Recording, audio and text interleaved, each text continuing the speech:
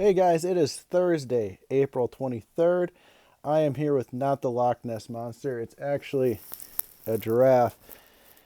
And I hope you guys had a great Earth Day slash Administrative Professionals Day yesterday.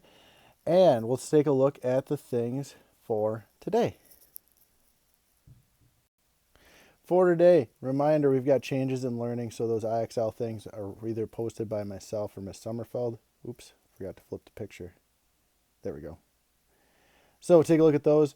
Um, Let me know if you have any questions and want reviews on things. I'll be happy to help you. Free lunch and breakfast up at the high school. Go do that. Yesterday was Taco Wednesday. A little weird because it was Wednesday, but it's still good. And if you have any questions, please let me know. I love hearing from you guys. I've been messaging back and forth with you on Google Hangouts a little bit, so feel free to send me messages there. Hopefully, I'll see you today at 10 o'clock for our weekly classroom hangout. Make sure you guys are staying safe and staying home. For today, math, make sure you're doing that Prodigy. Some of you guys are doing great. I hope you guys are still enjoying it. Keep doing that. IXL, you've got those different ones I posted.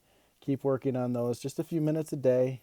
Do a little bit at a time. You don't have to do them all every day. Just do a few at a time. Take a look at the Kahoot I posted. Reading, again, AR, read every day. It's really important you guys keep reading every day. Make sure you're doing those. Keep doing those AR tests. I'll take them. IXL, again, whatever Miss Sommerfeld posts. Socrative, that's going to be coming down really soon, if not by the time you see this video. So make sure you take a look at that so I can send those off to Senator Bewley. And then make sure you're following that specialist class. I know Miss Lesner's loving your drawings. Keep up the good work there. Again, here's just the things to work on. Remember, area is adding up all sides. Perimeter is length times width. And the different types of angles. You've got those. So just take a look at those. If you have any questions, let me know. And now on to the city of Ember. Here we are. This little light bulb. Lena, Dune, paper wrench. Lots of things happening here. We've got these mysterious cans and all of this stuff going on. Let's take a look. Again, here we are at the different city. One thing I did notice, if you look over here, we've got Looper's shop. It's going to be over here. We talked about Looper a little bit, learning about him. Apparently, he's gained some mysterious things from the storerooms beneath the city. Maybe you guys are making some inferences or predictions about him. So that's important. And I think we'll just kind of go from there. I don't know if there's anything else I need to point out. Again, our mysterious message here. And we're on to chapter 12, A Dreadful Discovery. One thing I've noticed about this story is it does take place over a long period of time. So we're starting off a week after. So lots of these things, they don't happen 1 minute after the next. These do happen. A lot of these chapters are spaced out by a period of time. So it isn't things happening super fast. There's this time period in between. About a week after he and Lena had seen the man come out of the mysterious door, Dune was assigned to fix a clog in Tunnel 207. It turned out to be easy. He undid the pipe, rammed a long, thin brush down it, and a jet of water spurted into his face. Once he'd put the pipe back together, he had nothing else to do, so he decided to go down Tunnel 351 and take another look around at the locked door. It was strange, he thought, that no announcement about the way out of Ember had come. Maybe that had not been what they thought it was. So he went out to the south end of the pipeworks. When he came to the roped-off passage in Tunnel 351, he ducked in and walked along through the dark, feeling his way. He was pretty sure that the door would be locked as usual, his mind on other things. He was thinking of his green worm, which had been behaving oddly, refusing to eat and hanging from the side of its box with its chin tucked in. And he was thinking about Lena, whom he hadn't seen for several days. He wondered where she was. When he came to the door, he reached absently for the knob and felt that it startled him so much that he snatched his hand back as he had been stung. He felt it again, carefully. There was a key in the lock. For a long moment, Dude stood as still as a statue. Then he took hold of the doorknob and turned it. Very slowly, he pushed on the door. It swung inward without a sound. He opened it only a few inches, just enough to peer around the edge, and what he saw made him gasp. There was no road or passage or stairway behind the door. There was a brilliantly lit room, whose size he could not guess at because it was so crowded with things. On all sides there were crates and boxes, sacks and bundles and packages. There were rows and mounds of cans, heaps of clothes, rows of jars and bottles, stacks of light bulbs packages. Piles rose from the low ceiling and leaned against the walls, blocking all but a small space in the center. And in that small space, a little living room had been set up. There was a greenish rug, and on the rug, an armchair and a table. On the table were dishes smeared with the remains of food, and in the armchair facing Dune was a great blob of a person whose head was flopped backward so that Dune could see of it an upthrust chin. The blob stirred and muttered, and Dune, in the seconds before he stepped back, pulled the door closed, caught a glimpse of the fleshy ear, a slab of gray cheek, and a loose, purplish mouth. Ooh, mysterious, right? That day, Lena had more messages to carry than ever. There had been 5 blackouts in a row during the week. They were all fairly short. The longest was 4.5 minutes, Lena had heard, but there had never been so many so close together. Everyone was nervous. People who might ordinarily walk to someone's house were sending messages instead. Often they didn't even come out into the street but beckoned to a messenger from their doorway. By 5 o'clock, Lena had carried 39 messages. Most of them were more or less the same. I'm not coming to the meeting tonight, decided to stay home. I won't be into work tomorrow. Instead of the meeting me at Clothing Square, why don't you come to my house? The citizens of Ember were hunkering down, burrowing in. Fewer people stood around talking in groups under the lights of the squares. Instead, they would pause briefly to murmur a few words to each other and then hasten onward. Lena was on her way home to Miss Murdo's. She and Poppy had moved in with all their things. When she heard rapid footsteps, startling, she turned and saw Dune racing toward her. At first, he was so out of breath he couldn't speak. "What is it? What is it?" said Lena. "The door," he panted. "The door to 351. I opened it." Lena's heart leapt. "You did?" Dune nodded. "Is it the way out?" Lena whispered fiercely. "No," said Dune. He glanced behind him, clutching Lena's arm. He pulled her into a shadowy spot on the street. "It doesn't lead out of Ember," he whispered. "It leads to a big room."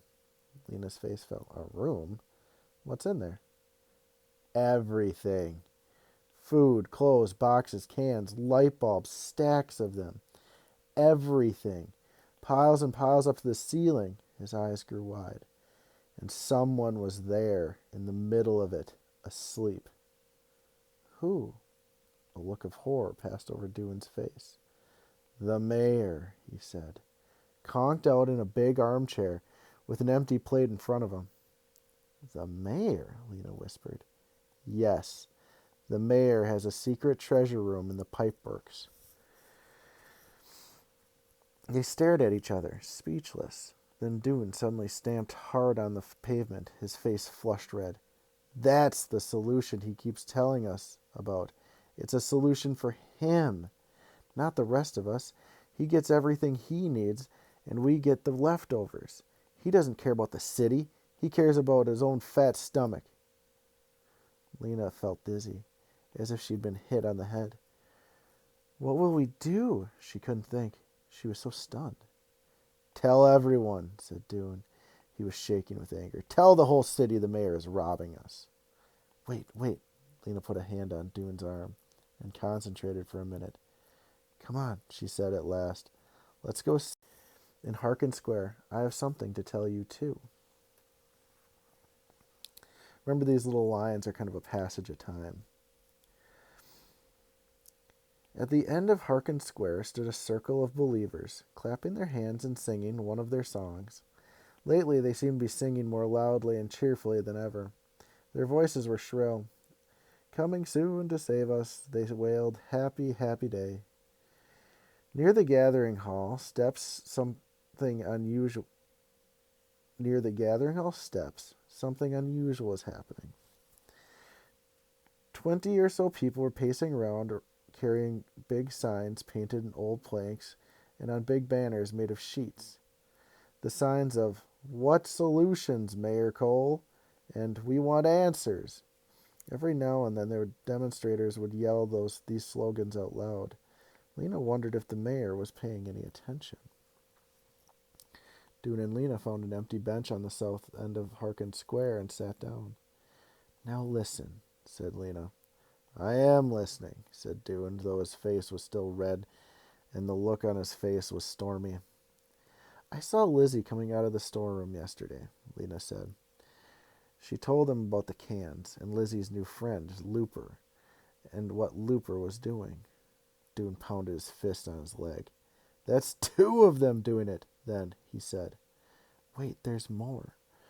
Remember how I thought there was something familiar about the man who came out of the door? I've remembered what? It was the way that he walked, sort of dripping over sideways. And also that hair, that black hair all unbrushed and sticking out. I've seen him twice. I don't know why I didn't remember who it was right away, but maybe because I've only seen him from the front. I took a message to him on my first day. Dune was jiggling with impatience. Well, who was it? Who was it? It was Looper. Looper, who works in the storerooms. Lizzie's boyfriend. And Dune, Lena leaned forward, it was a message to the mayor that he gave me. And it was this, delivery at 8. Dune's mouth dropped open. So that means he's taking things from the storeroom for the mayor. And he's giving some to Lizzie and selling some in his store. Oh, cried Dune. He slapped his hand against his head. Why didn't I get it before? There's a hatch right in the ceiling near Tunnel 351. It must go right up to the storerooms. Looper comes through there. That's where we heard what we heard that day, remember? A sort of scraping that we would have been a hatch opening. Then a thud, his sack of stuff dropping through, and then a sound like someone jumping down and landing hard on the ground. And then walking slowly, because he was carrying a load. And walking quickly on his way out because he'd left it all for the mayor. Lena took a deep breath. Her heart was drumming and her hands were cold. We have to think what to do, she said. If this were an ordinary situation, the mayor would be the one to tell. But the mayor is the one committing the crime, said Dune. So, then we should tell the guards, I guess, said Lena. They're next in authority to the mayor. Though I don't like them much, she added, remembering how she'd been so roughly hustled down the stairs from the roof of the gathering hall, especially the chief guard. But you're right, Dune said. We should tell the guards. They'll go down into the pipeworks and see for themselves that we're telling the truth. Then we can arrest the mayor and have all the stuff put back into the storerooms. And then they can tell the city what's going on. That's a much better idea, said Lena. Then you and I can get back to what's more important. What? Figuring out what the instructions. Now that we know that the door we found wasn't the right one, we have to find the right one. I don't know, said Dune. We might be all wrong about those instructions. They could just be about some old pipeworks tool closet. He made a sour face. Instructions for Egerston? Who's Egreston or Egressman or whoever it was? I couldn't. Why couldn't he have just been an especially stupid pipeworks guy who needed instructions to find his way around? He shook his head. I don't know. I just think those instructions are just hogwash. Hogwash? What's that? It means nonsense. I read it in a book in the library. But how can they be nonsense? Why would they have been kept in a box like that, with a strange lock? But Dune didn't want to think about the instructions right now. We'll figure it out tomorrow, he said. Right now, let's go to find the guards. Wait, said Lena, catching hold of a sleeve in the jacket. I have one more thing to tell you. What? My grandmother died. Oh, Dune's face fell. That's so sad, he said. I'm sorry. His sympathy. Tears sprang into Lena's eyes. Dune looked startled for a moment, and then he took a step forward towards her and wrapped his arms around her. He gave her a squeeze so quick and tight that it made her cough, and then it made her laugh. She realized all at once that Dune, thin, dark-eyed Dune with his troublesome temper and his terrible brown jacket and his good heart, was the person that she knew better than anyone else. He was her best friend. Thanks, she said. Well, she smiled at him. Let's go talk to the guard. They crossed the square and climbed the steps of the gathering hall. Sitting at a big reception desk outside the door of the mayor's office was the assistant guard, Barton Snowd, the same one that Lena encountered her first time here. Snowd looked bored. His arms were on the desk and his chin was moving very slowly from side to side. Sir, said Dune, we need to speak with you. The guard looked up. Certainly, he said. Go right ahead. In private, said Lena. The guard looked puzzled. His small eyes darted back and forth. This is private, he said. No one's here but me. But anyone could come along, said Dune. What we have to say is secret and very important. Very important, said Snood. Secret. His face brightened. Grunting, he raised himself up from his chair and motioned them into the narrow hallway off to the side of the main hall. What is it? He said. They told him. As they spoke, interrupting each other to make sure that they all got all the details, the guard's eyebrows gradually lifted higher and higher over his eyes. You saw this room, he said. This is true. Are you sure? He was chewing faster now. You mean the mayor? You mean the mayor is... At that moment, a little way down the hall, a door opened. Through it came 3 more guards, including, Lena spotted him by his beard, the chief guard. They strode forward, talking to each other in low voices, and as they passed, the chief guard threw a quick glance at Lena. Does he recognize me? Lena wondered. He couldn't tell. She couldn't tell. Barton Snowd finished his sentence in a husky whisper. You mean the mayor is stealing? That's right, said Dune. We thought you should be informed, because who else can arrest the mayor? And once you've done that, the guards can put all the things he'd stolen back where they came from. And then tell the city that the new mayor has to be found, added Lena. Barton Snowd leaned heavily against the wall and rubbed his hand over his chin. He seemed to be thinking. Something must be done, he said. This is shocking, shocking. He started back towards his desk, and Dune and Lena followed. I will make a note, he said, taking his pencil from his desk drawer. Lena watched as he wrote slowly on a scrap of paper. Mayor stealing secret room. When he'd finished, he let out a satisfied breath. Very good, he said. Action will be taken. You may be sure. Some sort of action, quite soon. Good, said Dune. Thank you, said Lena, and they turned to leave. The 3 guards were standing by the main door of the gathering hall as Dune and Lena went by. The chief guard moved aside to make a way for them, and they went through the door and out into the wide front steps. Lena glanced over her shoulder, and before the door swung closed, she saw the chief guard striding toward the reception desk, where Barton Snowd was standing up, leaning forward, his eyes shining with important news. Deciphering the Message is Chapter 13, And we will read that tomorrow. And that was the next chapter. So I really hope you guys are enjoying City of Ember.